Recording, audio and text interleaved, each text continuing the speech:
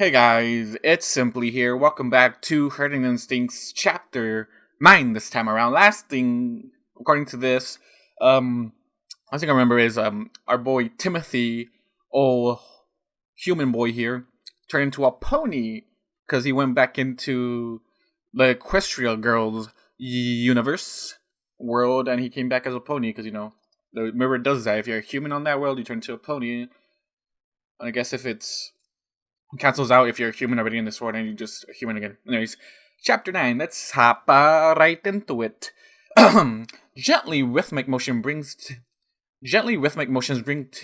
Tim back to consciousness. He opens his eyes to near total darkness.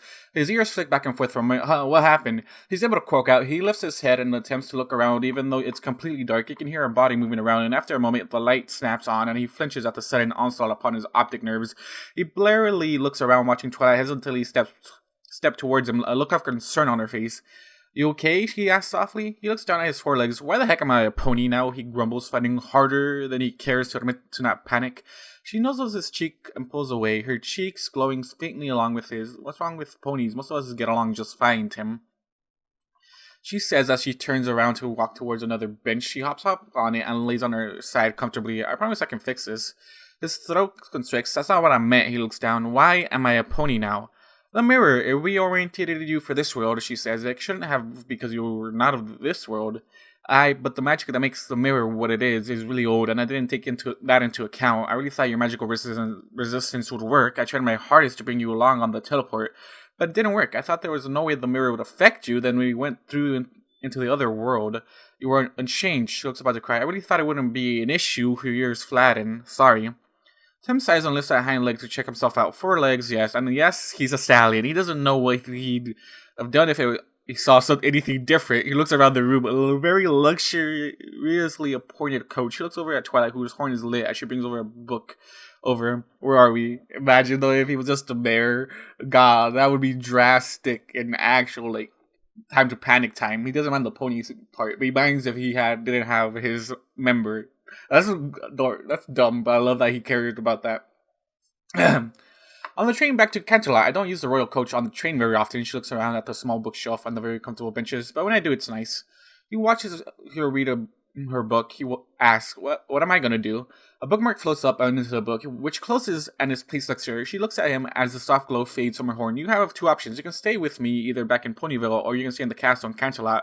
Your herd can be informed that things didn't go as planned, so you'll be away longer. Then you'll return to them once you're back to your former body," she says. "Or you can go home, and we will tell them this was a magical mishap that would take a few days to fix."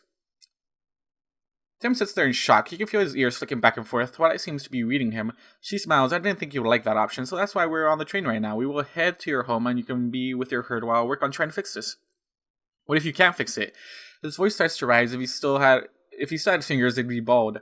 She rolls her eyes. "I will fix it, Tim, I promise. I've already written down 6 theories on how to fix the problem. Once I get you home, I'm going to teleport back to my home, and I'll be in the lab figuring it out." She looks down, her face coloring. "Though I'm going to have to examine you once or twice, your new form, that is." Her wings shift a bit, and she seems to make a conscious effort to keep them under control. "I also help you to learn how to use that horn." Tim's eyes bulge as his foreheads quickly find the horn jutting from his forehead. "I'm a unicorn?" She nods, adding, "And for some reason, with my scans of you, there's no more of your magical resistance." Her ears flatten. Though when I'm about to change you back, they may be a part of your nature, so it's likely to come back once you are on 4 or 2. She looks over at him, feet again. "No, it'll be amazing if he has magic now. It would be amazing if he turns back, but he still has his magic. That would be amazing. He's just a wizard now, or a unicorn if he was a pony. Come on, that'd be great. That'd be great if he had kept his magic. So he doesn't know how to use it right now, but if he kept his magic and knows how to interact with the magical field that is around every pony, I think. I'm not sure where I'm getting that from. I'm pretty sure that's from another fiction. But still. He looks at her seriously again, feeling his ears back and forth. "Does that really frustrate you?" She huffs a bit, then she silence for a long time, seeming to look inward. After about a minute, he opens his mouth to ask the question again. When she responds, "Yes, it really does." "Why?" She reaches out a wing and touches the tip of his horn. suddenly odd feeling to him. Anything else in the creature I can get to know with my magic. I can touch it, I can feel it with my magic. I can explore it inside and out, and I would know its nature and function right there. Unicorns use our magic for almost everything, and you are nothing more than a black hole to me. She hops off her bench and crawls up next to him, spinning against him and putting her hooves around him. You've been such a mystery to me. She puts her head on top of his, like a shelf. Her larger size making it this easy for her to do. He can feel her breathe on his horn, which causes his eyes to cross. You still smell good, she murmurs softly. Thanks. He's able to squeak. He starts to harden, but he isn't keen on this. She squeezes closer to him, her wings fluttering over his body. I have to use magic to pick you up and carry you to the train station. You've passed out so hard. That gets a giggle from her. I just put you down and closed my eyes for a little while until I heard you move. She boops the top of his head. I'm sorry about this, Tim. He's able to shrug his shoulders. I guess it'll be okay. I just hope Citrus and Cayanne will accept me the way I am. I don't think they mind. It's just a shock, you know? It's gonna be a shock. It's gonna be amazing. It's gonna be interesting.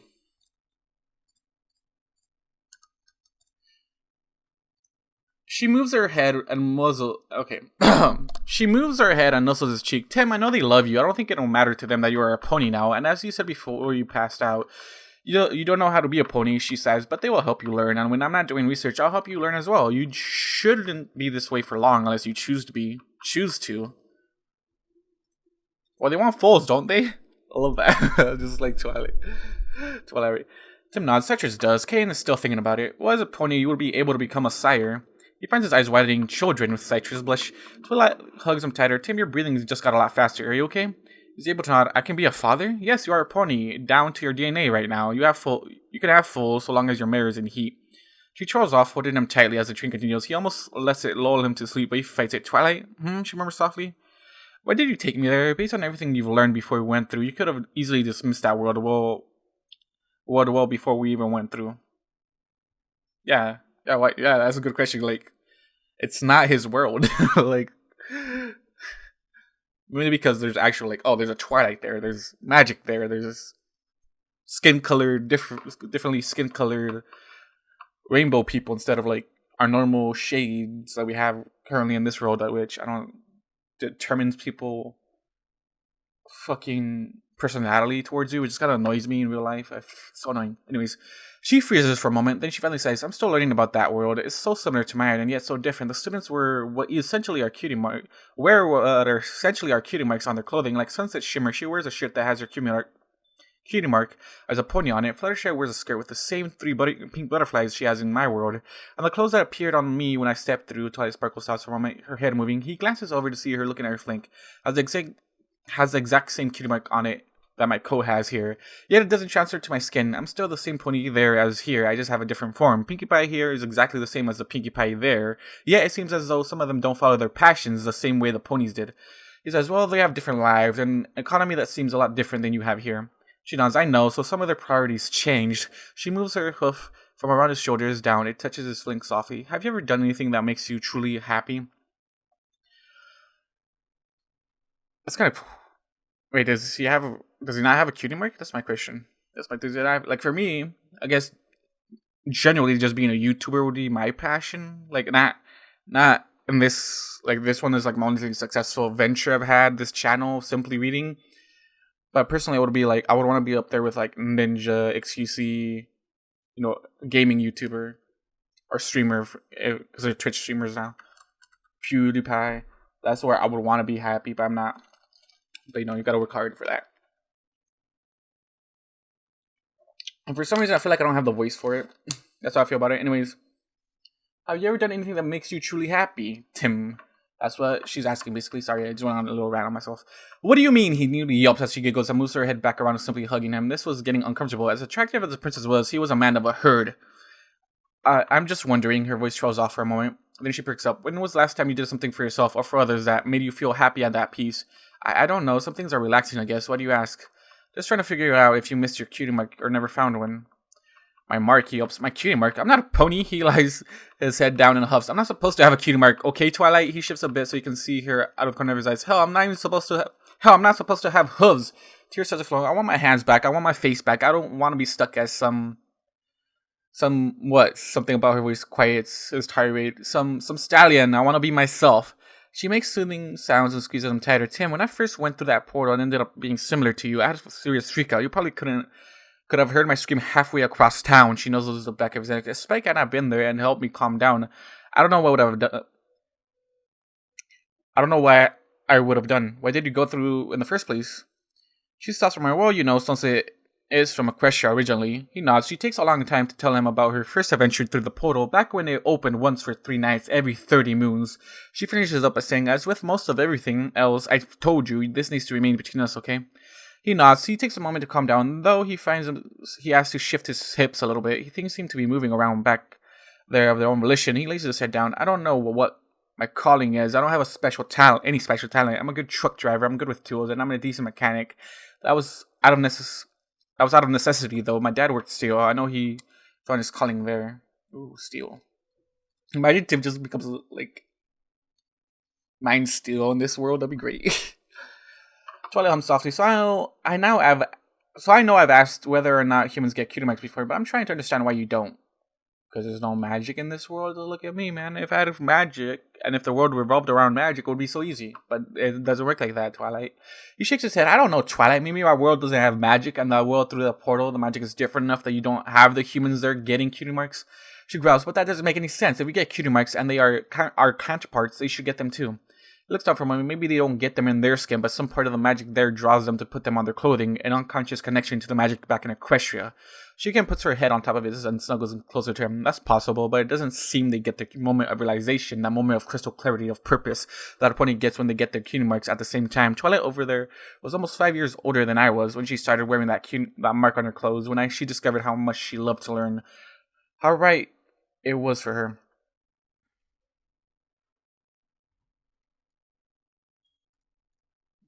It takes a while. There shouldn't be magic in that world. That's the problem.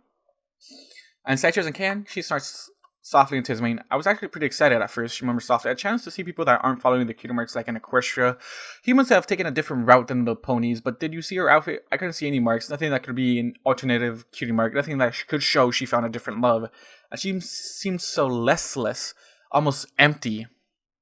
Yeah, man, you do things about reality. You work for the dollar. It fucking sucks, but that's why we have hobbies, to distract ourselves. That's why I would love to be an entertainer to distract everybody from that at the end of the day. Oh, you're making me realize a lot of things this chapter. I don't like that. Anyways, also I realized Twilight is just snuggling him. Bruh, I just realized that. Twilight is just literally snuggling this man. He shrugs. She was wearing business attire. Many companies, I guess, have stricter standards to what one wears at work. She may be more casual off the clock and may show up there. That could be possible. I'm going to have to find out more, see if I can get Sunset and others to find out more information. This started as a request from Applejack, though. She stops for a moment. Not our Applejack, though. Theirs. She knows about our Apple Bloom here, getting her cutie mark. And though she hasn't told her little sister about her counterpart's success, at the same time she's watching her sister trying more and more dangerous. No, I guess the term would be extreme. They're more like just activities with their friends. They have their own version of the cutie mark crusaders. Foes trying to find their place and cutie mark, but instead of looking for cutie marks, they are trying to find their place in the world and make their mark on the internet, making online videos or such, trying to get attention, validation, the things foes get when they get their own cutie marks. Applejack doesn't want to see her sister get hurt physically or emotionally, scared of him doing something bad. Shaking her head slowly, Twilight leans against him, then supervise the internet. That's the problem here, man. I know she's a teenager, but you gotta supervise the internet, come on. Why is there... Okay. Something was on my mouth, sorry. Tim looks at his flank. I don't know, Twilight. Wait, what happened? Okay. Sorry, random rants gets me so confused. I'm sorry if you guys can't keep up, but this is gonna be like a reflection for me. The entire train car shifts with a jolting clink. The Tim pops his head up, only to have Twilight hug him tighter and shush him gently. It's alright, Tim. The train is just about to stop.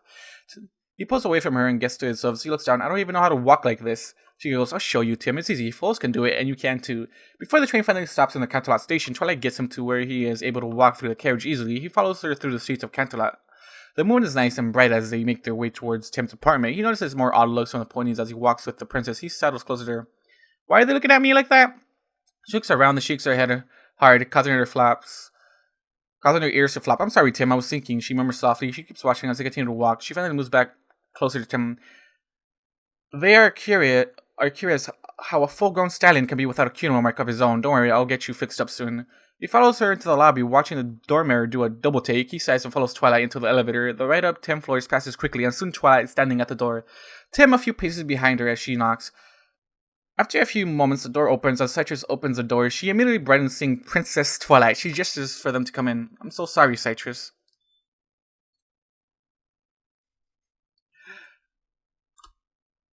I would have hurt, honestly, like, not being remembered by the people you love. That would honestly hurt me, especially since, Tim has so little, like, relationships in this world. It would hurt a lot.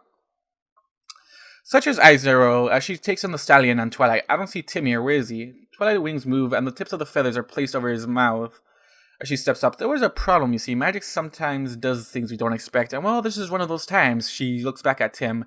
As she withdraws her wing and folds it, Tim is right here. He closes his eyes tightly. If they reject him now, he can't stop his body from shaking. Citrus looks at him for a long moment as Cayanne trots into the entry foyer. I've got coffee brewing, she says, and she throws off. Citrus, what's going on? Tim looks down. She's right. Something went wrong, and I'm a pony now. Tim peeks a bit, looking on as both runners look at him with identical looks of shock on their faces. They both just look at him for a long time. They look back at Twilight. You're messing with us, Princess. Twilight hangs her head. I'm going to fix this. It shouldn't be more than a day or two. Better be. Tim closes his eyes. Nothing could be worse than this. Then he feels an impact, and he's on his back. Two warm bodies are hugging him tightly. Oh, Tim, Citrus says softly, nuzzling him. Couldn't have chosen a better tribe, Cayanne says, nuzzling his other cheek. So that's okay, he's able to ask. Cayanne lifts her head away. Why would we care what form you are? You are still Tim, right? He nods and gets a tight hug from Cayanne, along with Citrus tightening her hold on him. We love you, Tim. It really doesn't matter. A loud sigh brings everybody's attention to Twilight. I was a bit worried if I left him with a human. I left with a human and brought back a pony, she smiles. I promised him, and I'm promising you, I will fix this. Citrus extricates herself from Cayanne, and Tim moves over to Twilight. He's still our Tim, no matter what he looks like, she says softly, nuzzling the larger princess. Wait, who's nuzzling? She says softly, nuzzling the larger princess. Okay, Citrus is nuzzling the princess. He said he'll fix it. She looks back at Cayanne and Tim. I think he'd be happier as a human. Oh yeah, that's his body. The body he knows. The body knows what's wrong and all that. Yeah, it makes sense. Tim rolls over and gets to himself. With Cayanne still connected to him, he moves over and sits on his haunches, offering a hoof. Please, princess, I don't mind being a pony, but I just feel looks down his ears, flicking back and forth off. He looks back up at Twilight. I don't feel natural. It's actually the craziest feeling, she said. I think I can get used to it, but I've spent all my life as a human, and walking around on all fours like this, it kind of feels like I'm walking on the tips of my fingers and my tiptoes. It's the craziest thing. That gets a smile from Twilight. You will get used to it, but I'm going to go. I hope to have an answer for you soon. With that, her horn lights, and she pops away. Citrus looks at where Twilight was for a moment ago. She makes it look so easy, she murmurs, and she turns back to Tim. She watches Cayanne for a long time as the other mare just sits, holding on to him. Nuzzling his face, her eyes close and a big smile on her face. She moves over and hugs Tim. Don't mind if I do. After a few moments of both mares loving on him, he finally huffs. I was even gone 24 hours. We know, they say in unison, getting a groan from him. Cayanne pulls away. Tim, it's not how long you were gone, but we've heard about magical mishaps happening in Ponyville from time to time, and always related to Princess Twilight Sparkle. so this was down to happen, especially since he hangs out with her.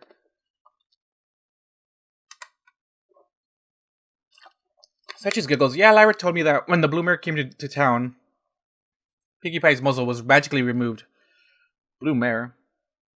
Oh, Trixie. What was her name? Cayanne asked, moving back to muzzle. Citrus giggles. I have no idea. She moves away and turns out to sit in front of Tim. My heart fell when I saw the look on the princess's face. I thought something had happened to you.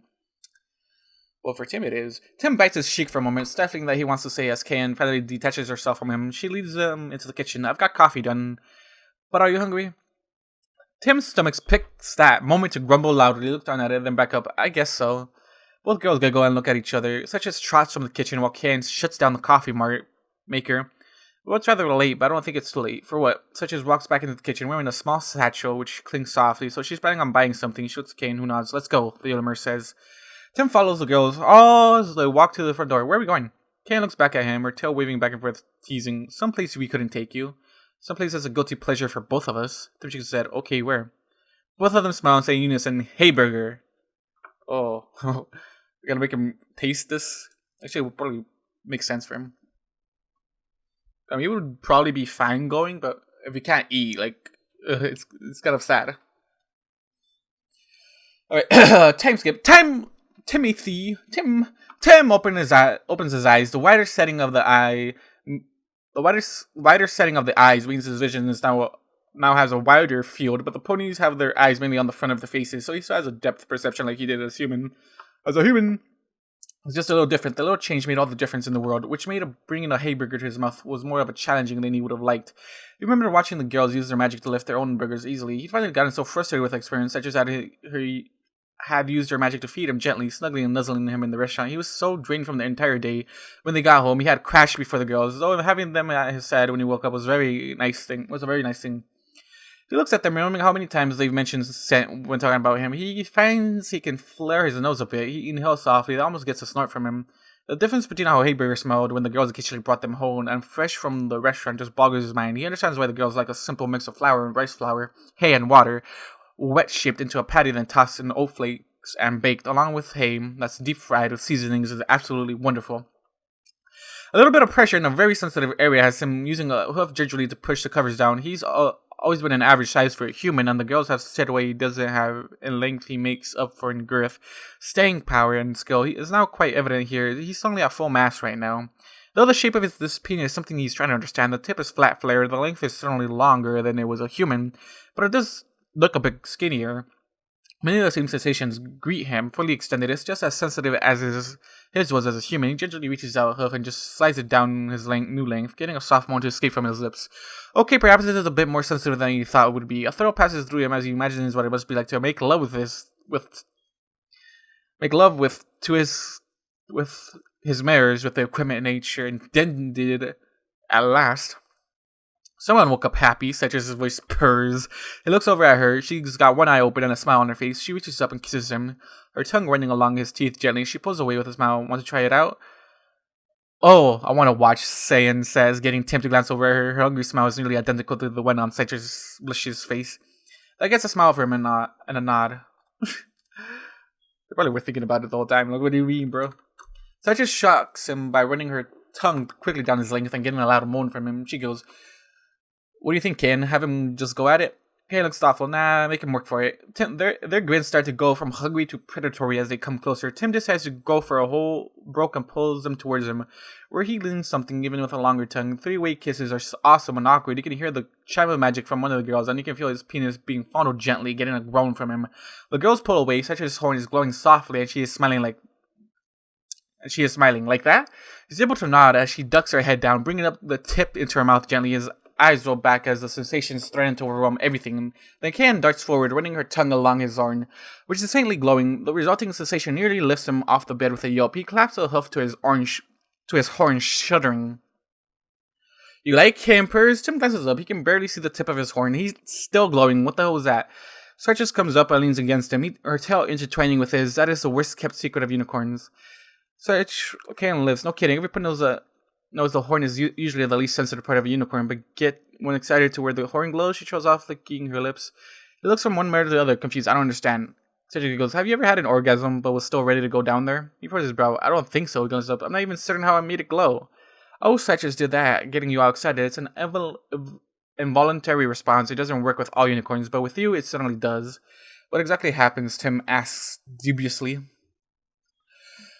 "Lay down on your side, I'll show you," Citrus says, nudging him gently. He lays on his side as Citrus straddles him. She ducks her head down quickly, running her tongue along his horn, getting a guttural moan from him as the sensations override everything else. "When your magic is in your horn like this," she says softly, her breath on his horn causing small twitches all throughout his body. It's more sensitive than anything else. She slowly puts her lips on the tip, sliding his horn gently into her mouth, the fling getting his body to jerk uncontrollably, his groans and moans getting giggles from Cayanne, who buries her muzzle into his neck. While you can feel her tongue parting his fur and caressing his skin, the sensations from his horn are overwhelming anything else. Citrus's lips meet his forehead, and she sucks strongly, her tongue writhing along the length of his horn, getting a shout from him. Her mouth brightens as his horn throws off sparks, lighting up the inside of her cheeks.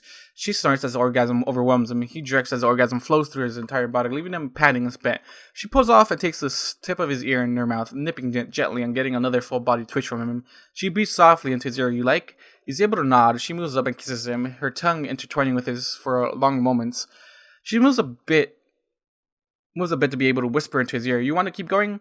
He's quite aware of how painfully erect he is at the moment, but he's not ready for that just yet. He pants softly. "Lie on your back." eyes running. Even as a stallion? He nods. Yeah, you both are yummy. She giggles as she lays back, and he focuses to turn his body and get his hooves underneath him. His new senses are assaulting him right now. Her smell caused his head to feel funny before, but now it's overwhelming. A big part of him wants to just straddle her and enter her, taking her until her folds overflow with his seed, but he fights that feeling. He wants her to feel as good as she made him, and he's not confident enough to try to do the same with her horns. So he looks at her splayed mirror lying exposed before him. She's licking quite a bit and weaking often, and he runs his tongue along her lip, relishing her taste, and if anything, her set increases as she moans lustfully under his tongue's menstruations. Oh yeah, she murmurs. He reaches his hooves up and caresses her chin marks as he works on her. His tongue is much longer than it was a human. He uses that to his advantage as he plunges it deeply into her, getting her own hips to buck a bit as he explores her entire interior with his tongue. He looks up, his horn is glowing, and he watches Cayanne move over and envelop Citrus's horn with her own lips, getting a loud gasp from Citrus. Tim grins as she walks long and hard. He moves and traps her clit between his lips, suckling hard while watching her face.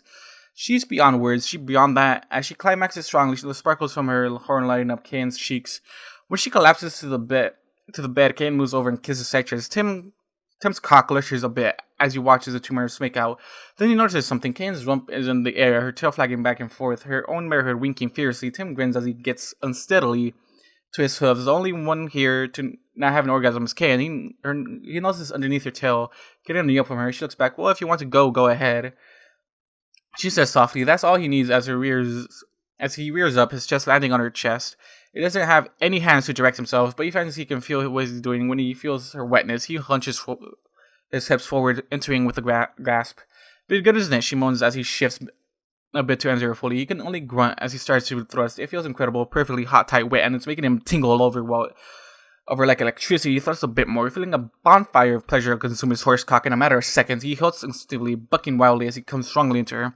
As he does, her horn flares brightly, sparks shooting everywhere, joining ones from his own, mimicking the action lower down. Cayanne rears her head back for a moment. Both of their horns are crossed together. Everything in the room is pushed around. Citrus creaks as the magic brings her closer to them as they are lost in pleasure. Afterwards, he's panning onto her back as he tries to regain his composure.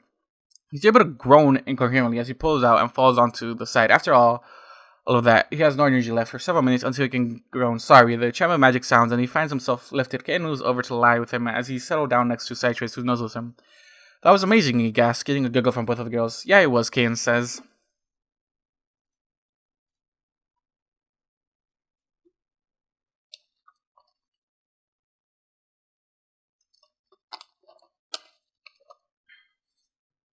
He grunts a bit. I usually am able to last quite a bit longer there. Cayanne knows his cheek. It's alright. Quick shots, normal for a stallion. If anything, it's odd for us that humans can just keep going forever until they come. She wraps her hooves around him and squeezes tightly. That hit the spot perfectly, love. Citrus kisses him for a long moment and she smiles. Love, you're my beautiful stallion, she whispers. Sleep is wanting to overtake him. Love you too, my wonderful Mary. He's able to whisper back as she loses a particular fight. Why's my butt? I haven't read in a while, bro. Cayanne is downstairs working on brunch, though he's had to explain the term to the girls. He's up in the bedroom with Citrus, his eyes closed as she whispers into his ear. Now breathe. He takes a deep breath and she tickles his ear with her own ear, getting it to flick and looks at her. She goes softly, you need to focus, Tim. Close your eyes until you can feel the magic. He dutifully does as she tells him. He roots around inside his skull, trying to feel something. He finds his lungs starting to burn. He's been holding his breath. He lets it go with a huff. I don't feel anything. She comes up and tells him, you are just learning. You weren't born with that horn. You have to learn, love. He tilts his head and kisses her, relishing her taste. He pulls away a bit. You want to go again? He whispers, giving her a little nip. She snorts, you are cute. She glances around the room. Maybe later tonight. She giggles, I'm still worn out from earlier. Now close your eyes and focus. He sighs and again closes his eyes. They've been trying for over an hour. Her voice becomes a droning in his ear as he tries to see the light, or whatever that has to do with magic. He had the magic earlier, an involuntary reaction so he can use the magic, but to be able to use it, it was all another story altogether. Okay, I think I read that so wrong, whatever. He can feel her breath on his ear as she softly whispers in it, light and warmth, like it's just over your weather, it's just out of reach, but you can feel its effects. She purrs the words softly. He flicks an ear and shakes his head. For a moment, he felt what seemed like warmth. She goes, your horn did glow for an instant. She rubs her cheeks along his. her horn touching the tip of his. The connection there, getting a gasp from him. Okay, let's try another way, she says. Just feel what I'm doing, and you should be able to feel this open up to you. The electric spark that got a gas from him turns into a warmth all over his body. Though he can feel the warmth is coming from her, she continues in almost a sultry voice. You can feel the warmth from me. Now try to feel it from a different source. There it is. The warmth bathing his mind also shows another source, and it's exactly like she described it. It's like a light source just out of view. Eagerly, he reaches for it in his head. Hearing Citrus yelp, "No, don't grab at it," but her warning is too late. His horn sparks blowing them apart. What the hell is... Comes Cayanne's voice as she gallops through the door and gets to a stop. She looks at Citrus, who is shaking her head hard. Then she puts a hoof onto her head in pain, and Tim, who lies on his back stunned, giggles. "So you showed him how to find magic, and he reached too hard, and he sparked," Citrus growls. She flips onto her hooves and walks over to Tim. Tim picking him up with her magic and placing him on his hooves. "You don't reach for the magic, you open yourself up to it." He furrows his brow. "What is the difference?" He sloops forward and hugs him. "What did I just do?" she says softly into his ear. "You gave me a hug?" He says dubiously. She pulls back and walks a few paces from him. She sits down and holds her forearms wide, inviting for a hug. She wiggles her eyebrows and he moves over to her and hugs her. "The second time was me opening myself to a hug. Understand the difference," she smiles. "One is taking, grabbing, the other one is inviting." "But magic doesn't have consciousness," he said.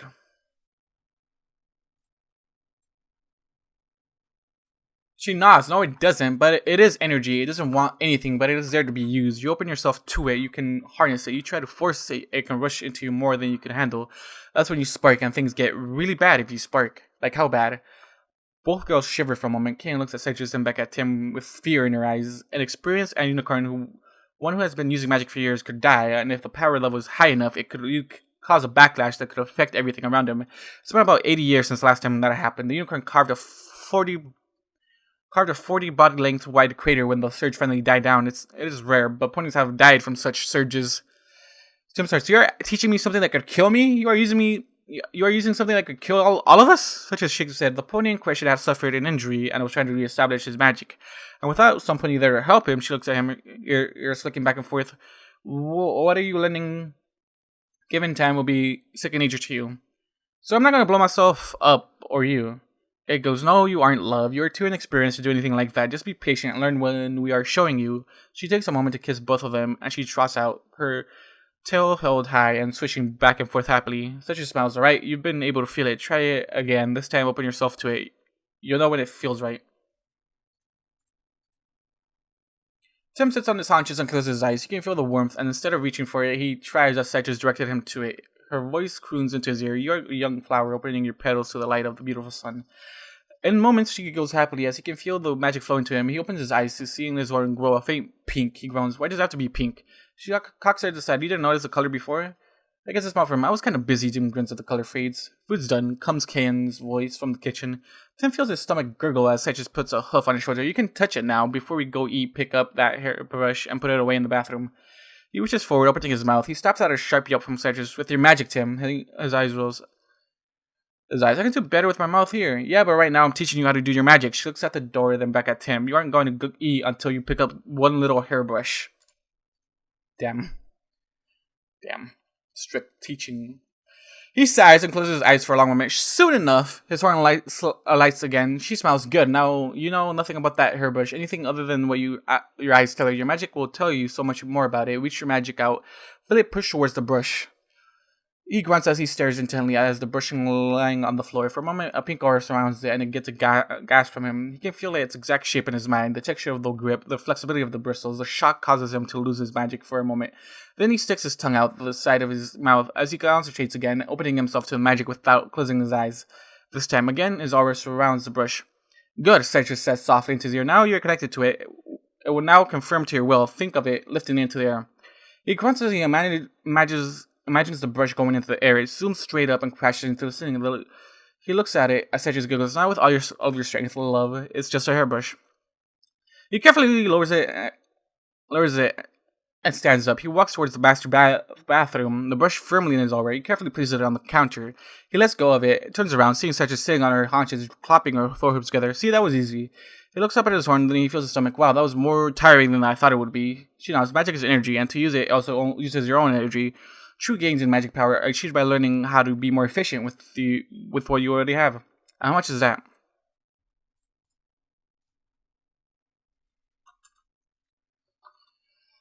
A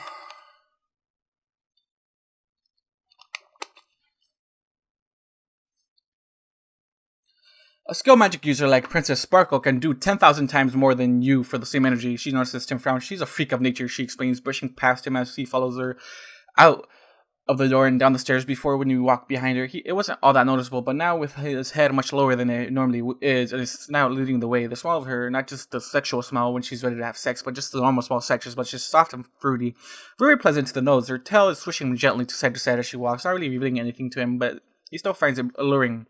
He flares his nose and to enjoy her scent as he walks. Then another smell assaults his senses. He looks on the counter. You have those in Equestria? Okay, looks up. What? That type of bread. We call them croissants at home. Cayanne's eyebrows rise. Really? Her magic picks up one and stuffs it in his mouth. That's the same name we have for them here. The flavor of the croissant, soft and buttery, spreads across his tongue. He bites into it and is greeted with a surprise. He snorts. Apple jam? She nods. I dusted them with a cinnamon and sugar. She glances at you. You have been working to learn magic. You need simple carbs and sugars to pick up your energy. He finally swallows, but I haven't done that much. She smiles. Learning magic takes a lot of energy. You're going to be hungry. She comes up and rubs her body along his. We are taking care of our stallion. We are taking care of our stallion. These mares take very seriously. You saw us growl at the princess earlier. You don't fight us over your welfare, okay? So just nod, adding, she's right, you know. Cayanne laughs. Now come eat unless you want me to feed you myself. He concentrates for a moment and his horn alights. He picks up another tasty morsel and tries to bring it to his muzzle, only to smear it on the side of his face. He huffs as Cayanne brings the remains to her own muzzle and takes a bite, as Citrus licks his cheek gently, cooing, "Don't worry, fine control will come. It just takes practice." Her horn lights and she brings another croissant to him. Teasing his lips with it, he opens his mouth and she brings it close enough for him to bite off a piece. He munches as he watches the girls. A no appreciation for the magical abilities dawning inside him. It's really hard to learn, isn't it? Both nod. It takes a year or so of a young unicorn to get fine control when she can't see where exactly it's going, Citrus says gently. Don't expect to get it right off. It's good you're able to pick things up quickly. You're a quick study, she grins. It helps that basic levitation is fairly universal among unicorns. Just a few basics will do. Most of us will ever be like Twilight. He accepts another bite to eat as Cayanne brings out the rest of the food. Alright, time passes again. Oh my god, we're almost done and my voice is already failing me. Tim lies on his side. The girls have been insatiable all evening. He doesn't even need to glance at the clock on the mantle to tell him it's well past midnight. Cayanne snuggles up to him from behind, putting her forelegs around his barrel and nuzzling his cheek. Sorry, he's able to mutter. For what? Citrus replies, freshly winded from any other running. He huffs. The moment I enter you, it's like some kind of switch and I'm done, he knows said. I was able to last a bit longer than this time. He goes, it's a normal for a stallion, Tim. Don't worry about it. Cayanne growls to his front. He puts his forelegs around her. She snuggles into his neck. You are doing just fine, love. The pop of teleportation gets all three to raise their heads, and the sound of galloping hooves gets both Cayanne and Cedric between Tim and the door. Their horns light. Princess Twilight Sparkle skids as she gets to the open door. DNA, she shouts. Both girls' horns quiet, and they both look back at Tim, then to Twilight. What? Cedric says dubiously. Twilight sits down, her nose flaring, causing her to blush incandescently. I'm so sorry to interrupt. I've been researching and experimenting. I need a sample of Tim's human DNA. What? Cayanne says. Sorry, it's really advanced medical and magical thing. Humans probably don't even know about its existence yet. It's essentially the building blocks of life. The spell that tells each cell what it's doing. If we have some of his human DNA, a part of him when he was human, we can teach his body how to human again. Twilight explains in a full book mode.